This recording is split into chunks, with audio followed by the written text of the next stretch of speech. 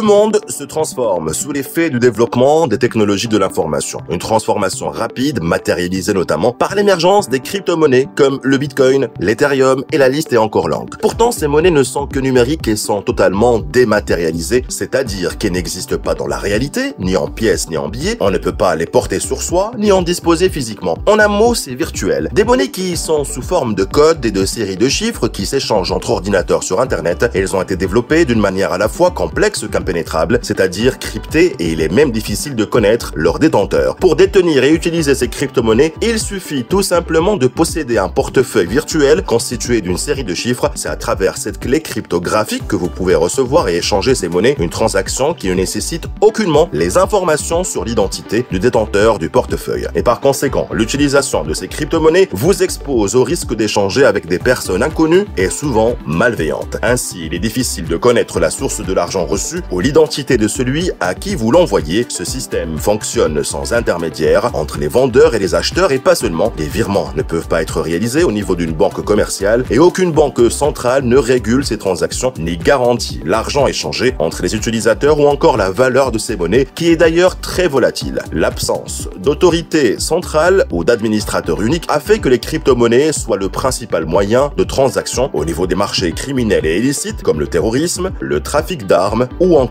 la traite des êtres humains. Il est important également de savoir que les cours des crypto-monnaies sont volatiles et incontrôlables. Leurs prix peuvent augmenter rapidement d'une manière effrénée comme ils peuvent baisser soudainement d'une façon vertigineuse. Des fluctuations qui rendent leur utilisation totalement hasardeuse, c'est-à-dire qu'investir dans une crypto-monnaie est très risqué. Une mise de départ de plusieurs millions peut s'évaporer du jour au lendemain et vous perdez ainsi tout le capital investi sans protection ni garantie. Une perte qui a touché d'ailleurs plusieurs centaines de personnes dans le monde. N'étant pas une monnaie ayant cours légal et créée par des anonymes, aucun État au monde ne garantit par son économie la valeur de ces crypto-monnaies, comme c'est le cas pour les devises comme l'euro et les dollars. Au Maroc, la réglementation d'échange interdit l'utilisation des monnaies virtuelles dans les transactions financières avec l'étranger qui ne doivent être effectuées que via les banques marocaines et avec les devises cotées par Banque El Marleb. De même, l'investissement à l'étranger dans les crypto-monnaies comme actifs ou toute autre forme d'investissement n'est pas permis par la réglementation d'échange en vigueur. En effet, les conditions d'investissement à l'étranger sont bien définies par l'instruction générale des opérations de change. C'est pour ces multiples raisons qu'il est indispensable d'éviter ce type de transactions.